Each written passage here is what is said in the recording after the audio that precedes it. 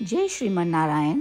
जो टिप्पणी मैं देने जा रही हूँ वह रामानुज दास श्रीमन गट्टू वेणुगोपालन स्वामी द्वारा दी गई है।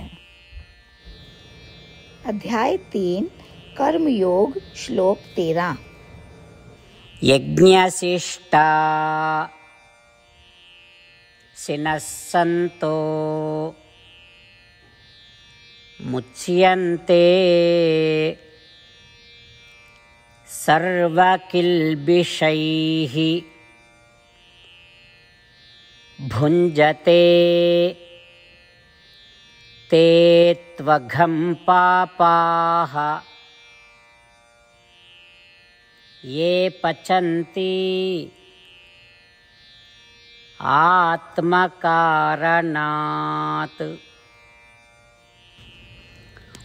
ओम। गीताचार्य श्री कृष्ण परमात्मा अर्जुन सहित हम सबको कर्म योग सिखा रहे हैं।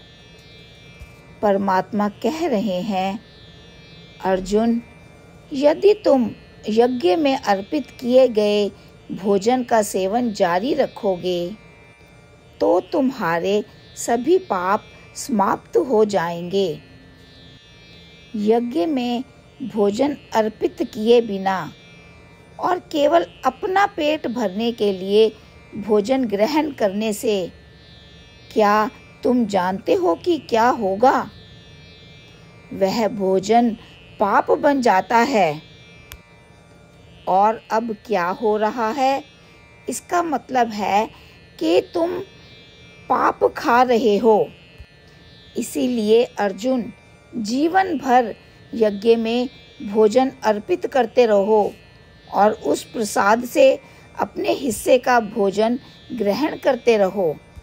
इस प्रकार भगवान अर्जुन सहित हम सभी को सुझाव दे रहे हैं।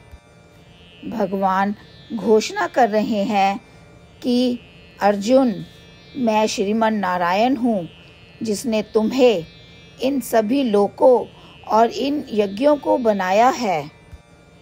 तो इन यज्ञों की रचना करने वाले श्रीमन नारायण को यज्ञ के अवतार के रूप में भी जाना जा सकता है। इसीलिए हम श्रीमन नारायण को यज्ञ भी कहते हैं। अब यज्ञ में चढ़ाए गए भोजन का अर्थ है कि श्रीमन नारायण को चढ़ाया गया भोजन। और यदि हम श्रीमन नारायण को चढ़ाए गए उस भोजन को ग्रहण करते हैं तो हमारे सभी पाप धुल जाएंगे। अब प्रश्न यह है कि श्रीमन नारायण को किस प्रकार का भोजन अर्पित किया जाना चाहिए? श्रीमन नारायण को केवल नैतिक रूप से अर्जित सामग्री ही अर्पित की जानी चाहिए। नैतिक का मतलब है कि नीति से कमाया हुआ अथवा ठीक आचरण से कमाया हुआ धन, उससे अर्जित सामग्री ही ईश्वर को अर्पण करनी चाहिए। इस प्रकार श्रीमन नारायण को भोग लगाकर भोजन करने से पाप नष्ट हो जाएंगे। ऐसा न करके और केवल अपनी भूख को संतुष्ट करने के लिए भोजन ग्रहण करना और श्रीमन नारायण को प्रसाद ना चढ़ाना, तो जो भी खा रहे हैं वह भोजन नहीं है, वह पोषण नहीं है, वे तो सब पाप खा रहे हैं। इसको और भी सरल भाषा में हम इस तरह समझ सकते हैं कि ज्ञानी व्यक्ति यज्ञ करते हैं और अपना भोजन ईश्वर को अर्पित करके फिर जो बच जाता है वे ग्रहण करते हैं। परंतु जो मनुष्य केवल यज्ञ कर्म अपने लिए करते हैं, अपने स्वार्थ के लिए करते हैं और अपने सांसारिक सुखों के लिए भोग करते हैं और ईश्वर को अर्पित नहीं करते, तो वे पाप के भागी बनते हैं। इस प्रकार श्रीमन नारायण हमें नैतिक रूप से सामग्री प्राप्त करने के लिए प्रोत्साहित कर रहे हैं और यह सुनिश्चित कर रहे हैं कि हमारी सारी कमाई धार्मिक तरीके से की जाए और श्रीमन नारायण को अर्पित की जाए। इस प्रकार परमात्मा हम सभी को परमात्मा को अर्पित भोजन ग्रहण करके अपना जीवन जीने के लिए प्रोत्साहित कर रहे हैं।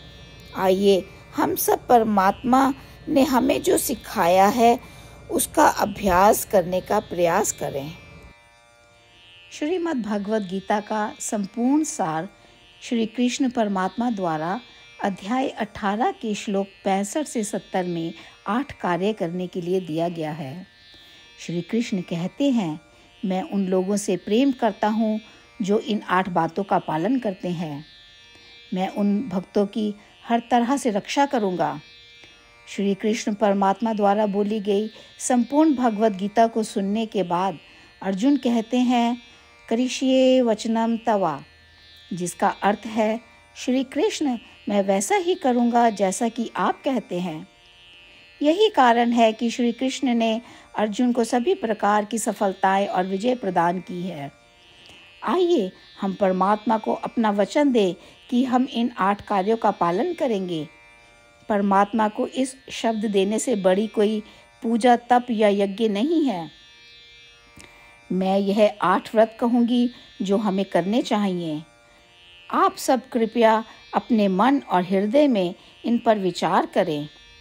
इस तरह से हम श्री कृष्ण को अपना वचन देते हुए हम सभी श्री कृष्ण के प्रसन्न भरे मुख की कल्पना करें और इस आनंद को महसूस करें। जय श्रीमन नारायण। ये है हमारे 8 वादे। हमारा पहला वादा, हे श्रीमन नारायण, जैसा कि आपने निर्देश दिया है, मैं हमेशा आपका ध्यान करूंगी और आपके बारे में सोचूंगी। हमारा दूसरा वादा, हे श्रीमन नारायण, जैसा आपने सलाह दी है, हमेशा आपका भक्त रहूंगी। हमारा तीसरा वादा, हे श्रीमन नारायण, मैं आपकी सेवा के रूप में और आपकी संतुष्टि के लिए अपने सभी कार्य करूंगी। हमारा चौथा वादा, हे श्रीमन नारायण, जैसा कि आपने अनुसरण करने के लिए कहा है, मुझे पूर्ण विश्वास है कि मैं आपकी हूँ और मैं हमेशा हाथ जोड़ूंगी और आपको नमस्कार करूंगी और आपकी पूजा करूंगी। हमारा 5वां वादा, हे श्रीमन नारायण, मुझे आपके शब्द याद आते हैं, माम एकम शरणम व्रजा 1866, कि आपने आत्मसमर्पण करने के लिए कहा था। हे श्रीमन नारायण, मैं केवल आपकी शरण में जाती हूँ।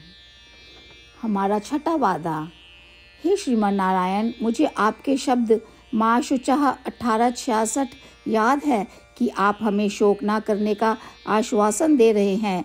मैं अब और शोक नहीं करूँगी। हमारा 7वां वादा, हे श्रीमन नारायण, आपने हमारे लिए श्रीमद् भागवत गीता प्रदान करके हम सभी पर कृपा की है और आशीर्वाद दिया है। मैं प्रतिदिन कम से कम 1 श्लोक पढ़ने या सुनने का वादा करती हूँ। हमारा 8वां वादा, हे श्रीमन नारायण, आपने गीता को पूरी मानवता तक पहुँचाया। मैं गीता में आपके दिव्य शब्दों को उन भक्तों तक पहुँचाने की कोशिश करूँगी जो गीता से अपरिचित हैं। हमने अभी अभी परमात्मा से अपने 8 वादे किए हैं। श्रीमन नारायण को हर दिन यह वचन देना कि हम वही करेंगे जो वे स्वयं कहते हैं, अपने आप में एक महान पूजा है। आइए हम अपने अडिग विश्वास के साथ उन्हें अपना वादा दें। हे श्रीमन नारायण, जैसा आप कहते हैं मैं वैसा ही करूँगी। जैसा आप चाहते हैं मैं वैसा व्यवहार करूँगी और केवल आपके लिए काम करूँगी। श्रीमन नारायण करिष्ये वचनम तवा, जिसका अर्थ है, श्रीमन नारायण, मैं आपके निर्देशों के अनुसार कार्य करूँगी। सर्वम श्री कृष्णा अर्पणमस्तु। जय श्रीमन नारायण। यज्ञशिष्टा सिनः सन्तो मुच्यन्ते सर्वकिल्बिषैः भुञ्जते ते त्वघं पापाः ये पचन्ति आत्मकारणात्।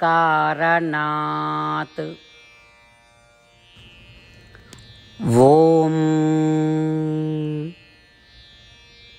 यज्ञशिष्टासिनः सन्तो मुच्यन्ते सर्वकिल्बिषैः भुञ्जते ते त्वघं पापाः ये पचन्ति आत्मकारणात्। ॐ श्रीमन्नारायण करिष्ये वचनं तव। सर्वं श्रीकृष्णार्पणमस्तु। जय श्रीमन्नारायण। जय श्रीमन्नारायण। सभी भक्तों से विशेष निवेदन, हमारे जीवन में सभी चीज़ों में हम तत्काल और प्रभावी परिणाम चाहते हैं। इसे प्राप्त करने के लिए प्रतिदिन 1 मिनट व्यतीत करें और नारायण अस्त्रम पढ़ें।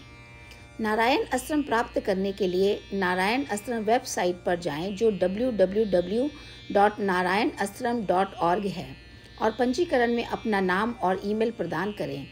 आपके द्वारा प्रदान किए गए ईमेल पर आपको एक नारायण अस्त्रम PDF प्राप्त होगा। PDF में 1 रामायण श्लोक, 1 गीता श्लोक और 1 विष्णु नाम है। इन तीनों को मिलाकर नारायण अस्त्रम कहा जाता है। प्रत्येक व्यक्ति को इन श्लोकों का भिन्न संयोजन प्राप्त होता है। जब हर कोई 24,000 भक्तों के साथ प्रतिदिन अपने नारायण अस्त्रम को पढ़ता या सुनता है, संपूर्ण रामायण पारायण का 1 दौर, श्रीमद् भगवद गीता पारायण के 33 राउंड, श्री विष्णु सहस्त्र नाम स्तोत्र पारायण के 24 राउंड हर रोज पूरे होते हैं। यह एक ऐसा उल्लेखनीय और असाधारण परिणाम है जो हर दिन ऐसा करने से निकलता है। इसलिए आप और आपके परिवार के सदस्य तुरंत जाकर अपना नारायण अस्त्रम प्राप्त करें। जय श्रीमन्नारायण।